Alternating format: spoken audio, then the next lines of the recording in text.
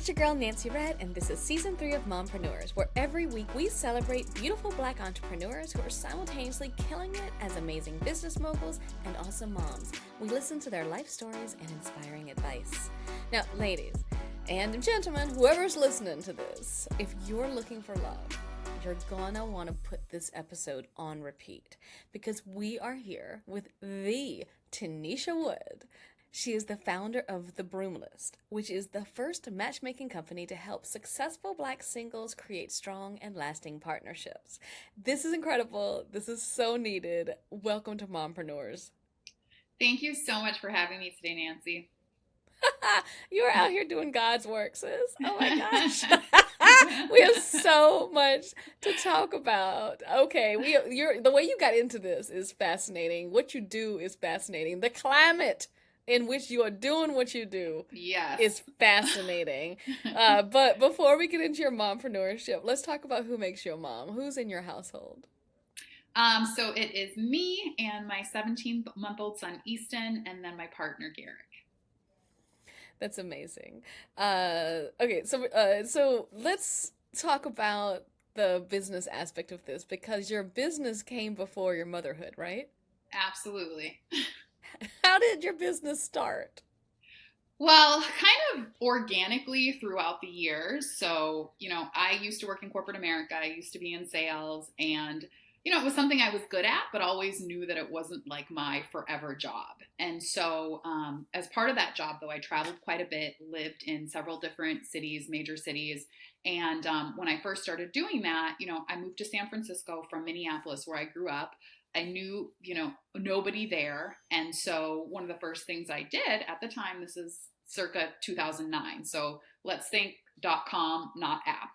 And so I would go on like match.com on my computer, OkCupid, and this is how I, started meeting guys. And a lot of them were nice, a lot of them were cool, but I was like, just not my person, And so when I started meeting girlfriends, a lot of girlfriends in the similar situation to me, working, educated, and single. And so when I started meeting them, we talk about dating, of course, that always comes up with a group of single women. And I would say, hey, I met this guy. I went out with him. Wasn't really for me, but I think you would like this about him. Like, you guys should go out. And so that's just kind of how it started, like by hooking up my friends with people I had, personally vetted by going on a date with them myself. And it just, from there, friends of friends started asking. And then I moved to New York, and it was a similar thing where it's like, random people who were now friends of friends would be like, hey, do you know anybody? And so I kind of had a mini database that had started throughout those first couple years. And then I was still in my corporate job. And then I got on a show called, it was #BlackLove. And it was like a Black Sex in the City, if you will. It was really positive. There was a dating coach, there was a therapist, and, we were all at different stages. And this is what really led me to, truly knowing like this could be a career. Like, people work in love. People make money off of this. And it really opened my eyes to that. And after that, I was just like, yeah, this corporate 9-to-5 that I don't love is not for me. And so I quit, started a podcast, started coaching. And then in 2020, the pandemic happened, and I'd always had the idea for a matchmaking company. I always wanted to call it the Broom List after, jumping the broom. And so in 2020, a lot of my coaching clients were like, look, I feel like we've done the work for a while now, and I just need to meet my person. And so that is how the Broom List was born in 2020. So do you think you use the Broom List simultaneously as a work, as a job replacement, but also as an opportunity for you to find your man? Did you find your man through the Broom List? I did not find my man through the Broom List. I actually met him through a mutual friend. But during that process, I will say, some of that time I was single. For a very short amount of time, I was single during that time. And, if I was talking to somebody, I'd be like, this is a nice little catch. We'll see. Well, what I love about you bring me so much joy, and the work that you do with the Broom List, with your business, is so delightful, because you are so tenacious. I can have this conversation with you. I can just say that because you're just an open book. You're just existing. You've been around the world. You've lived in so many different places. You've come from so many different cultures, both ethnically, but also from where you've lived in the world, the jobs you've done. You've been in the military, you have had the 9 to 5, you have this business. How does that help you when you are talking to the people who just cannot seem to find their person? Yeah. So I'm so glad that I spent time in that corporate space because that is where most of my clients are right now. And what I try to encourage them to do is put themselves first and put love first. A lot of the reason that they have come to me at this point in their lives is because a majority of them have spent so much time at school and at work and building their careers. And then they get to a point where they say, okay, I have all the things and I have no one to share it with. And oh my God. And they're panicking because, there's time. We're up, especially as women, you're up against a clock in some ways. And so we gotta talk about that. No one told us this though. Like this is new information that everyone, like, we're all sharing. Like, wait, what's happening? But yes, you accomplish all these things, and then you're just like, I need to accomplish that. Yep, exactly. But they wait. They put that on the back burner until last. And so I really try to encourage people in corporate, like, hey, if they needed to let you go tomorrow, they would. So please don't put all that you have into that work for somebody else, right? Like, yes, it provides you with a lifestyle. It provides you with all the things that you need, and you should be thankful for that, and you should do a good job, but it should not be your everything. You need to be your everything first. And as a part of you being your everything, you need to make sure that if you want a relationship, love, marriage, children, whatever it may be, you're also thinking about and planning that. A lot of them have planned out their corporate careers and education to a T. And I love that and I respect that. And that takes a great deal of effort and energy. But then they just sort of expect that love will just happen. I'll be walking down the street, I'll drop my keys, a lovely gentleman will pick them up and say, oh, by the way, you're so beautiful. Like, let's make this happen. And I love great meet cutes and things like that and love stories. But that is not always how it happens. You have to have some level of planning that goes into this, just like your career and schooling and all the other things in your life. And that's where you come in. That is where I come in. because the thing is, many of us had college counselors. Mm-hmm. Who helped us figure out how to apply for college, and when to apply for the SAT, when to actually take the SAT, when to get your grades up, what classes you need to take. But we just don't have the same knowledge that you need a counselor, you need support and help to get the relationship that you want. And I mean this on both sides. I mean men and women. Do you feel like there's a disconnect between, like you said, like we think it's just going to happen magically, and sometimes it does. Like, bizarrely, my mom is that person. My mom was literally putting money in the meter of her car, and my daddy stopped her. So that messes things up, right? Because she's just like, it was a fairy tale. So I grew up thinking that's how this happens. See, but if you were to change that story though to today, it probably would have gone something like this. Your dad would have seen your mom. He would have said something, then they would have exchanged Instagrams, then he would have gone to her Instagram and been like, I don't know about this. I kind of like this photo. And then he would have maybe watched her for a while. Then maybe he would have been like, hey, how's it going? And hesitated to ask her out. And, then there might have been some sort of situationship. I say all that to say times have changed so much, and like how people think about approaching somebody, how people date. It's all so different now. And I wish that I would have been, alive and dating during those times.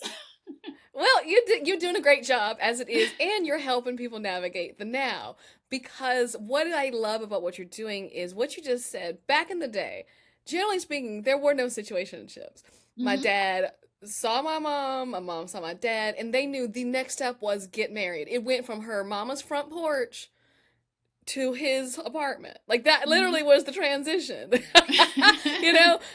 that's not how this works now. And so what is so special about what you do, and that's why you're the only company that exists that does this, you connect Black professionals who are serious about relationships.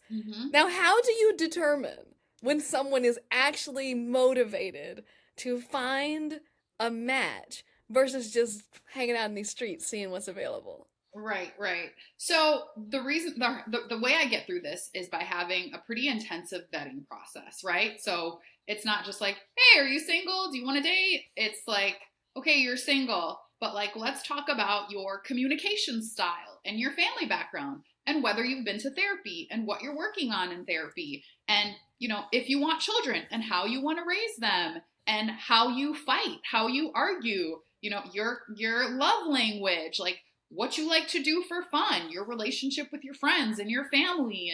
And then I do, I look at your house, like I like to see how you live your life, like what type of person you are. Like I love doing home tours. Like those are my favorite thing because it tells you so much about a person just by like being in their space, like a little fly on the wall. I learned so much that way, sometimes even more than when we're talking. And it's because there's so much unsaid, but like said in the walls of your home. You know what I mean? Like I could tell so much about you if I walk into your house and I'm looking at your walls and I'm looking in your closet, like, and you weren't home, I could probably write a whole profile on you. Oh, Lord Jesus, if I wasn't home when you looked at my wall, I am terrified of what you might think. But when it comes to looking for so you're telling me you were like Child Protective Services. Before you take on a client, you go into you take a look at their home? I do. I This do is a home amazing. tour and I also do a reference check. So I talk to, friends or family members just to get a candid idea of who they are and how the people closest to them see them. And it's with that whole process then that I'm like, all right, I get who this person is and I understand what their motivation is. And a lot of the times after those sessions, people often say like, oh, this felt like a very long therapy session. And it's because like, we go deep. Like I have people walk me through their entire relationship history. So I'm like, tell me about your first crush and tell me about your last relationship and how everything happened, why it ended, what you learned from it. And so by the end of it, like I feel very close to my clients. And it's because like I know them so well, even in a short amount of time, like we go deep. That's amazing. And a lot of times these are not questions that people have asked themselves. Like it's just like we don't even know we always say the first thing you got to know is what is the question you need to even ask. And so once you ask the question, do you see like a light bulb go off in your clients and realizing they've been going about this perhaps not the most strategic way? Yeah, and where I think the biggest insights come is when we do talk about those past relationships. Because I'm not just like, well, why did you guys break up? I'm like, well, what did you learn from that? And like, what was your part in it? And like, what have you done differently? And what would you do differently? And sometimes that's where people pick up on their own patterns. Like, so they'll tell me about the last 3 relationships and they'll realize they were all dating the same guy or the same woman. And it just in the form of a different body, but they are attracted to a certain type of person and that type of person hasn't necessarily been serving them. And so, whenever I introduce them to somebody new and somebody has a pushback of, well, that's not really my type. I'm like, well, you've been dating your type all your life. And guess what? That hasn't worked. So maybe let's try a new type. That's absolutely right. That's totally true. And in particular, because sometimes we think what society tells us we need is not what we actually need. It's very individual. And one thing that I find interesting, you mentioned one of the questions you ask is have they gone to therapy? Have you ever had to keep someone from joining the Broom List because they had not worked through their issues in therapy? Absolutely. And the reason that I ask this is because if I connect you and match you with the absolute perfect person for you, meets everything that you want, all the things, if you are not healed and you have not done the work on yourself, it won't work anyway. So there's absolutely no point in me starting with a client who isn't in a place where they are comfortable with themselves, they love themselves, they're happy with themselves. Doesn't matter who I connect them with. It's not going to work because it all comes back to you. And so there have been people where I've said, hey, I think therapy would be a good idea first. And let's chat in 6 months and revisit and see what's changed and what's new. And then see if we can work togetger at that point. Have they ever come back after the therapy? Absolutely. And have they? Yeah, and some of them I've turned. I'm not a therapist, but I also do coaching, and so some of them I've said, hey, let's like do some coaching prior to doing the matchmaking. And so when people do come back, like they have a clear idea and vision of themselves, and some, with what you were saying about what society tells us versus what's for us, I can tell when somebody has that clear idea of who they are, because they're not talking about, well, I should have this type of man or I should have this type of woman. And they understand exactly what their quirks are, the good, the bad, and what will work with that and what won't. And so they're able to, of course, tell me that, and then I'm able to like deliver on that. But it's like a lack of clarity isn't going to help you meet your person. Like, go to therapy, get some clarity, and then let's work. Okay, so this is incredible. There's a lot of pieces to this, and this is very time intensive. So talk to us about the Broom List business. I like to refer to it as like the hustle hierarchy, jokingly, because clearly it's much more than a hustle. But like, what is the hierarchy of the elements of it? You mentioned the coaching, you mentioned the intake, you mentioned the connection. The matchmaking seems to be but one part of this, right? What makes up the bulk of your income in terms of the business from top to bottom? Yeah, so the matchmaking does make up the bulk of my income. And then with the matchmaking, there is all these pieces, like you mentioned, including the vetting, the feedback, which I consider to be the most important piece of it, is just, all right, what happened? Let's talk about how that went. Let's talk about where we can improve, you personally and the process, whatever that might be. And then, so there's all sorts of things included in that, but the bulk of the business does come from the matchmaking. And are you local, national, international? Like, can these home visits be via Zoom? Yeah, so most things I do via Zoom, and I work with people in the U.S. My target cities are New York, D.C., Chicago, Atlanta, L.A., and Houston, and that just means that's where I have the bulk of people that I work with. That doesn't mean that I don't work with people in other places, but if you're open to people in those cities, then we're definitely open to work together. Oh, it makes sense too, because you have criteria.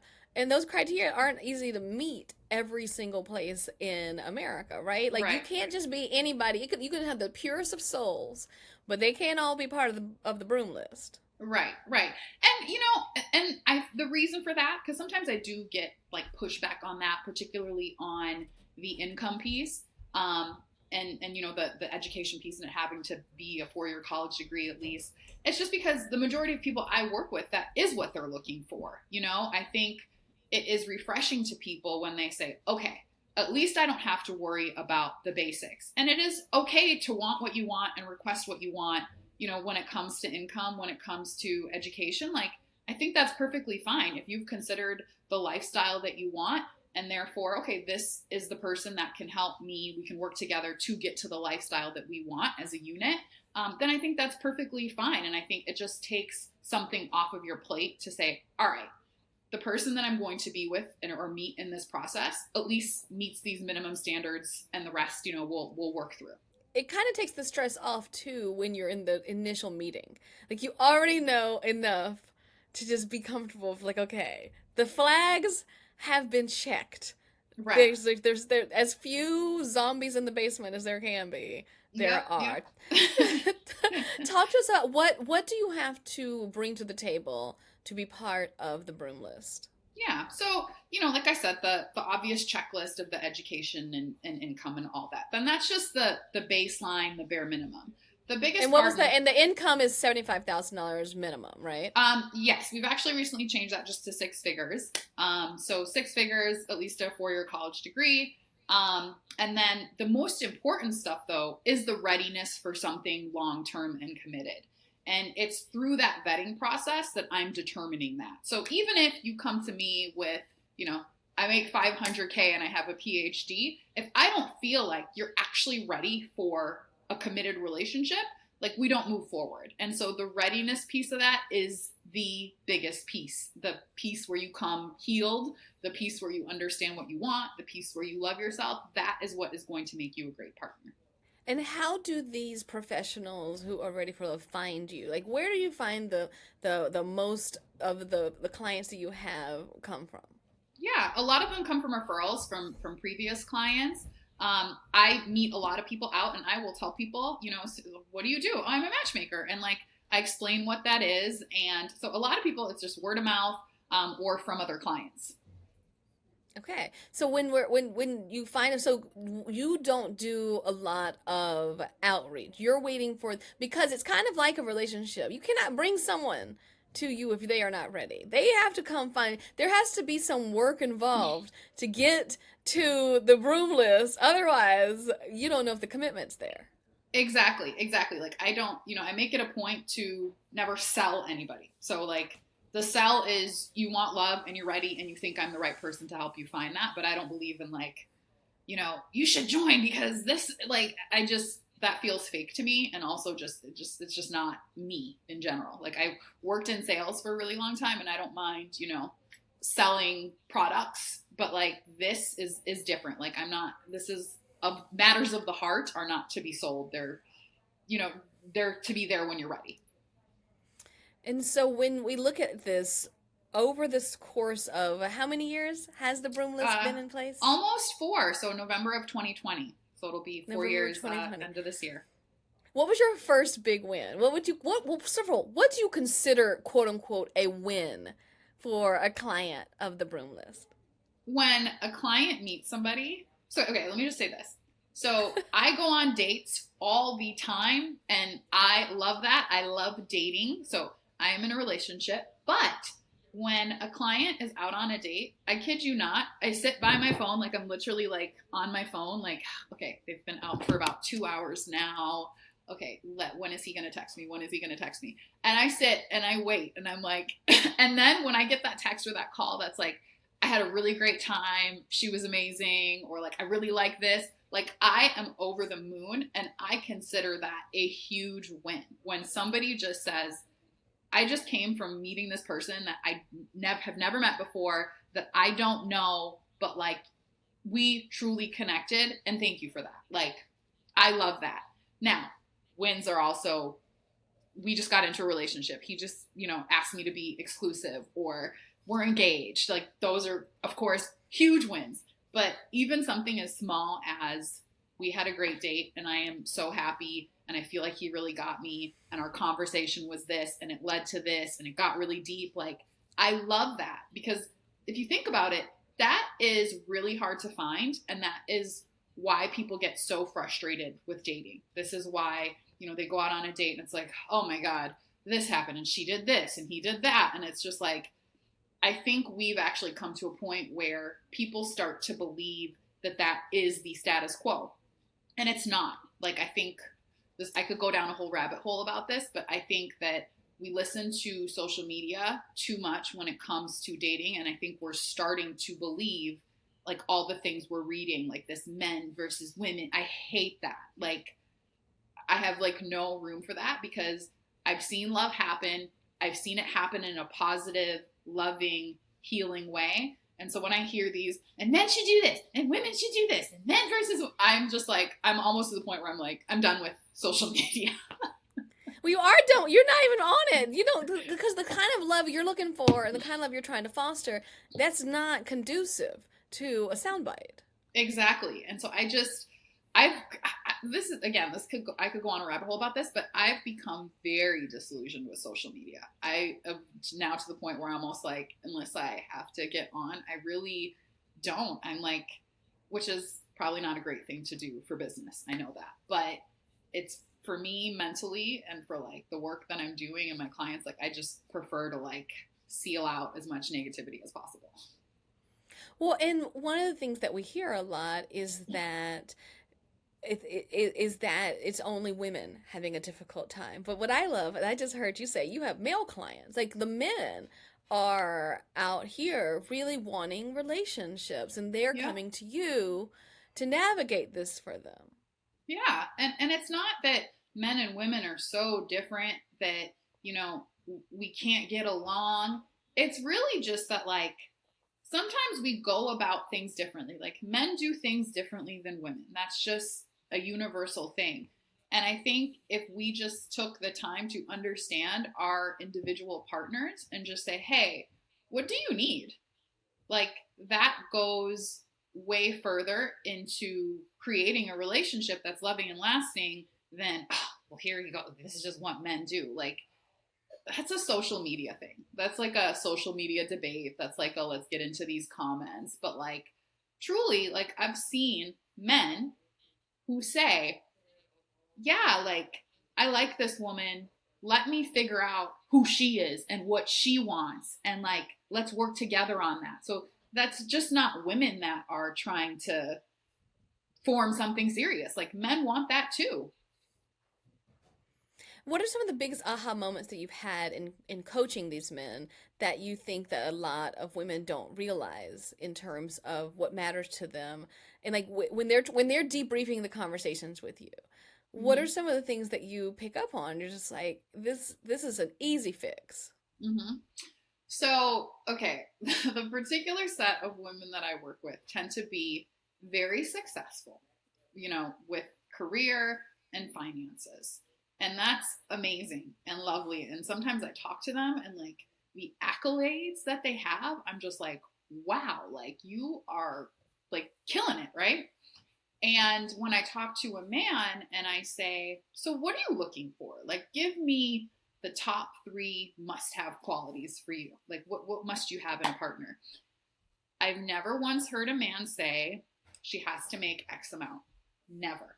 No matter how much that man makes, I've never heard him say that. I've never heard a man say she has to have X position at her company.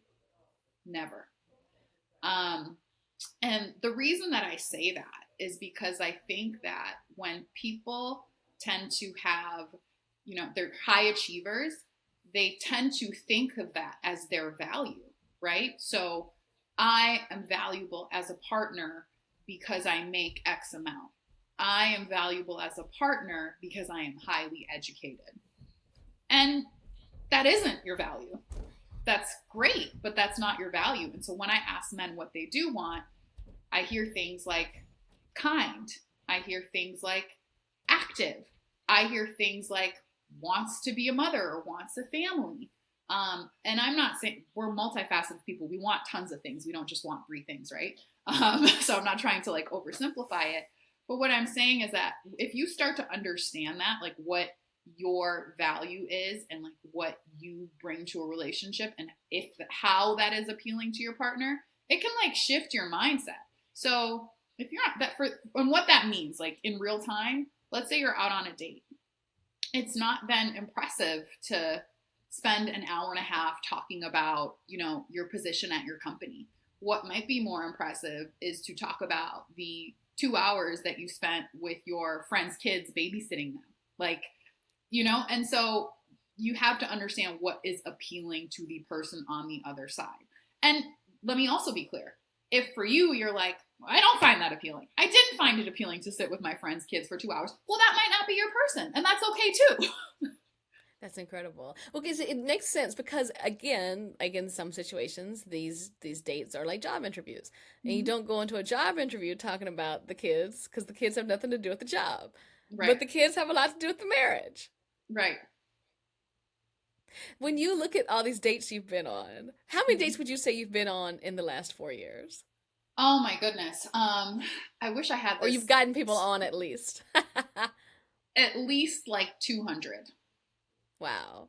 Yeah. And so when you look at these 200 dates and you look at your relationship with your partner and your relationship as a mom to your almost 2-year-old, how have the conversations and the experiences and the wins and the losses of your clients affected your relationships? So one thing that I'm working on personally is keeping even keeled, because I am a person that I'm a feeler, right? And so if I have just had a client that had a great date, I am over the moon. I'm in the best mood. Things are great. If I had a client that said, didn't love that, wasn't great, I'm pissed. I'm like, why didn't this work?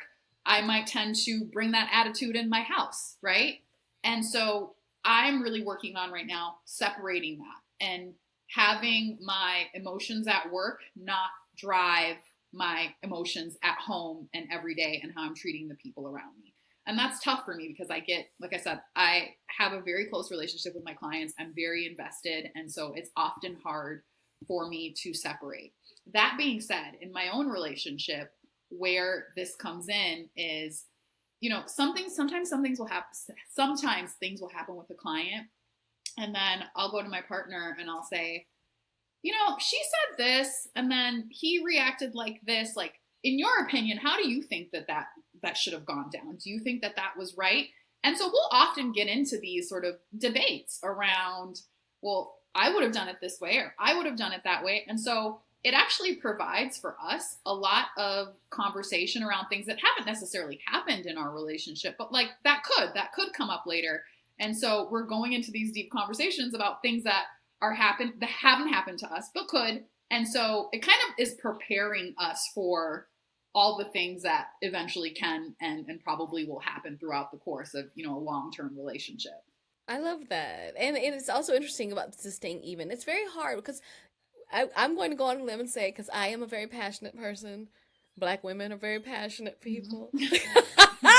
Being even keel is something I'm still working on.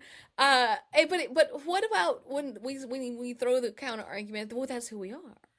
We live hard, we love hard, we feel hard. Why can't we just be accepted for that person? Right. I really dislike the term, well, that's just who I am.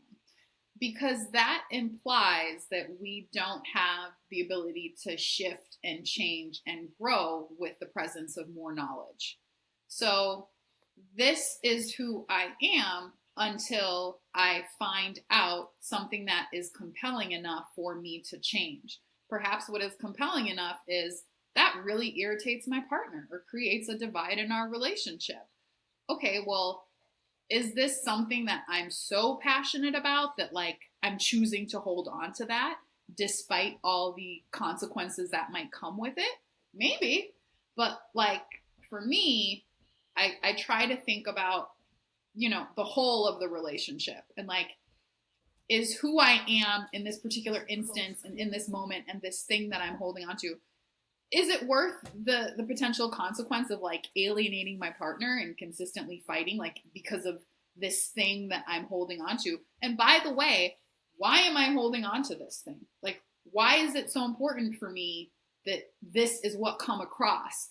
And so a lot of these things, like when you truly think about them, you dig and you dig and you find out that a lot of these things that you hold on to are really maybe past trauma, maybe something that you felt like you needed to have to present like strong and nobody can, tear this wall down. And like, a lot of times, like, it's just not necessary. It's just a wall and a layer of protection that we are using. And we just have to find out, why do we need that protection? Why do we feel that we need that protection? I love this. And I feel like it's so important. Why aren't there more of you? Why are you the first? What is this? Like, because these are just, you can't do anything without support. And it's so hard to get out of our own heads, to get out of our own individual friend groups. Why do you think that the Broom List and you and what you do didn't really exist until now?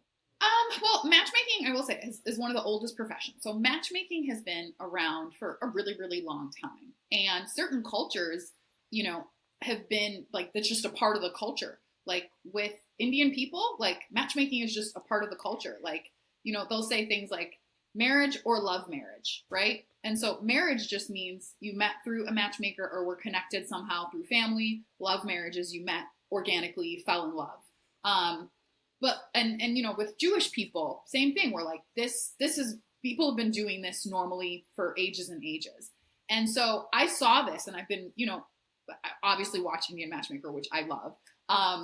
And I'm like, this should just be a part of our culture. There should be a way in which you say, hey, I am this person. I want this thing. I want a person like me, whatever it might be. And there should be somebody that's like, hey, I got you. And so I just think that there was always this empty space for Black people and for Black professionals, where we just didn't have a place to meet. Like we didn't have a place to come together and say, I want somebody like me. I love it. Shout out to Smriti. She created Indian Matchmaker. She's a good friend of mine. My husband is Indian, so I totally get it. What I love about it is, though, what I think is interesting is what you are is the first to very specifically have these parameters, to get rid of the guesswork and to allow the first step. And you are taking it seriously. Like, I mean, it goes down to what day and time and place were you born with Mhm. a lot of Indian families. Yep, And I yep. find it They do fascinating. all And the charts. they've been charged me charting. And essentially, you're creating that world for me. Do you think we need more? Do you think that do you have too many clients that you can take on personally, or do you think that this will remain a niche aspect of the Black community as people, even as people get more wind of what this is? Yeah. I mean, I would love for there to be, more matchmakers, more black matchmakers that are focusing on Black professionals. Like, I think there's room for everybody. There's room to grow, and like, it's needed.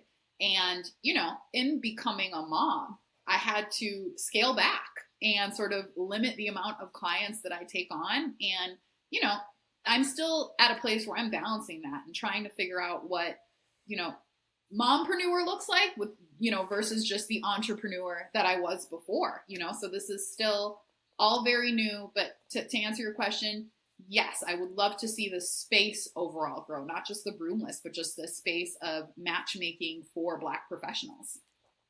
Well, and that brings me to my next question, which is how has motherhood impacted your business? So many people have businesses before their parents, like yourself, or Yep. they start business because they need more time with with their children. Yep. For you, how has motherhood impacted Yeah. your business?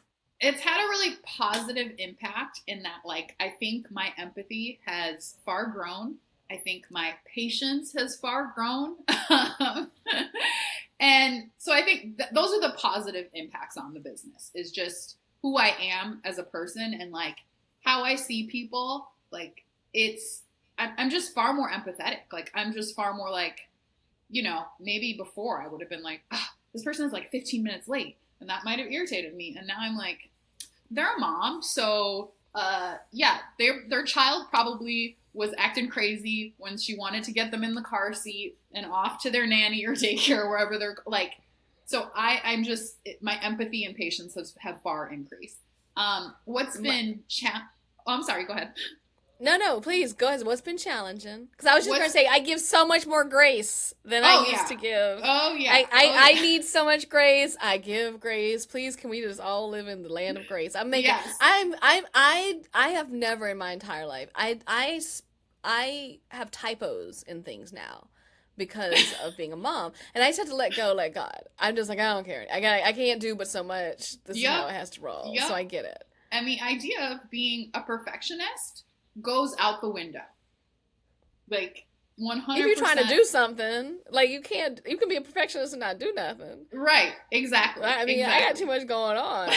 We just gonna have to misspell that word. Right. And that's also been a challenge for me, is just letting go of the idea that something needs to be perfect. So I am, hanging on to progress now more than I am perfection. And that's still a work in progress thing, but I have realized that I'm going to burn out if I hold on to this idea of perfection in everything I do, whether that be being a mom or being an entrepreneur. Like, the idea of perfection has to go out the window.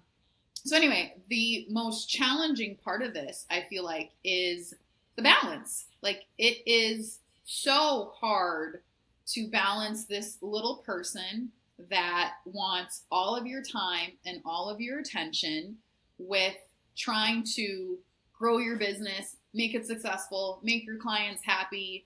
And I'm actually, like, literally last week, I'm going through now a transition where I intentionally, for the first year of my son's life, I didn't want anybody to take care of him but me. Like, so I didn't do, I didn't do nannies, I didn't do daycare. I was just very intentional about, his little brain is soaking up so much right now, and I need to be in charge of what it is that he is soaking up and the energies that he's around. And so did that, and that was hard. And, I took on limited clients during that time. And we've recently hired a nanny, and, that's new for me. Like, again, requiring me to let go of things have to be done my way, and the perfectionism and the control. And so, yeah, so for me right now, that's a transition. And now, okay, I have more time. I can do more. But as a mom, I have to continue to say to myself, because there's just, mom guilt is a thing. It's a real thing. It's a big thing.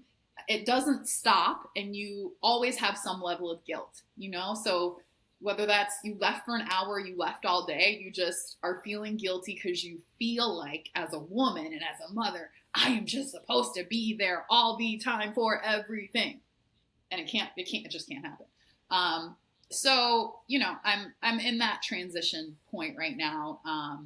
But what's been helpful in this transition point is that, my partner and I have really always said that, he works a corporate job, and, we love that for the, insurance, mortgage payments, etc. I mean, that is partially why you have the Broom List for the professionals. Exactly. Like, health insurance comes along with that. And that's the beauty of a job. I mean, and that is also why I have these conversations, because I think it's part of American capitalism that they tether health insurance to jobs, because otherwise we would all have a lot more freedom if we did not have to worry about getting cancer, wouldn't we? Exactly. And so I think how this has worked best for us is that he's had that stability, right? So that I can have times where I say, I can't take on as many clients right now, or I don't want to because I want to focus on our son.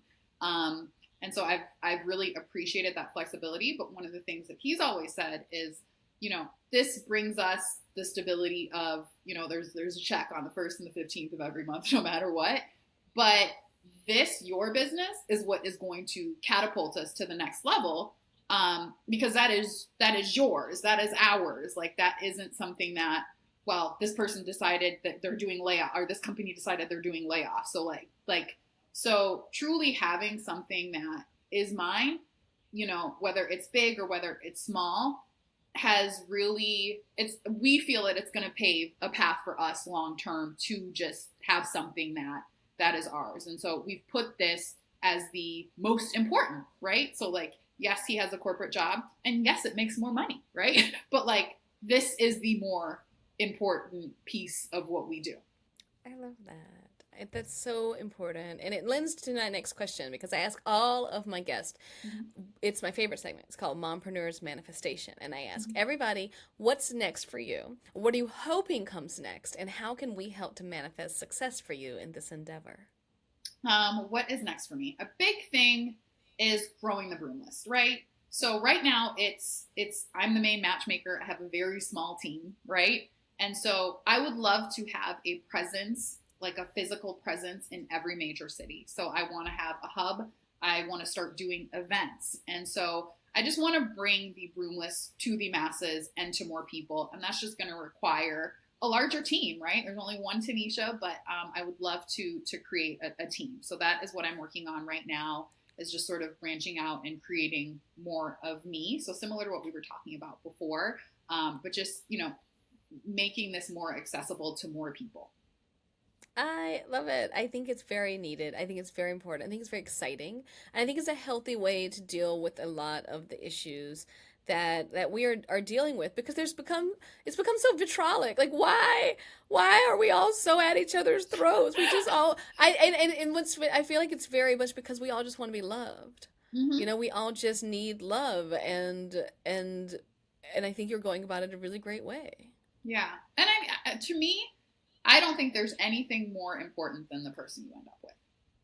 I can't think of a thing that is more important than that. I don't think your job is. I don't think where you live is. I think what is ultimately going to make or break your happiness is who you spend every day with. I love that. Well, I am happy that you spent today with me. Tennesha Wood, tell us where everyone can find you and learn more about all the work that you do.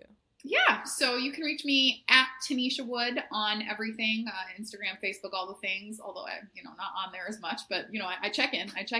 And you can also learn more about the Broom List at thebroomlist.com or at tenneshawood.com. And if you are interested in joining, there's an application that you can fill out, and then we'll get back to you, have a conversation, and see if you're a good fit. And related to the application, is there a vague idea you can give listeners and watchers about pricing? Yeah. So our prices do start at 10K and then go up from there. Just depending on the amount of matches. Sorry, I didn't mean to interrupt you. No. Depending on the amount of matches you want, it starts at 10K, but it's kind of like with an engagement ring, right? Because what do they say? Like 3 months salary is what you should spend on an engagement ring. What makes sense if you're having a difficult time finding someone to either put the ring on or to accept the ring from, that's about right for a 6-figure salary. Yeah, and I mean, to me, you know, I sometimes get pushback about that because it's like, that's a lot of money, and it is a lot of money, right? But again, because I think this is the most important decision of your life, I think it's worth that. You know, like I always ask people, well, what did you spend on your car? Probably 30K or more, right? Like, and what is that going to bring you? You know, what you spend on that week-long vacation. Exactly. And so I just think it's less about what the cost is and more about the value of what you're placing on the thing you're getting. So whether that be a vacation, maybe for you, it's like, yeah, that's highly valuable. I need that time away. I need to explore. Or whether that be a new car, whatever it is, it's just the value that you place on that specific thing in your life. And I place a very, very high value on love and partnership. I love that. Well, thank you. This is very exciting. I'm excited for your future growth, excited for the growth of your family, and we are grateful that you were here with us today. Thank you so much, Nancy. I really appreciate you taking the time, and I really enjoyed our conversation. Same. I love, and we've seen results. If you go to our Instagram, you can see the text messages with people who have gone from first date to love forever. So it's really fun to see. I'm excited for the future of healthy, happy, on the same page relationships. So everyone who's listening and watching, if you know someone who could use her services, go to thebroomlist.com.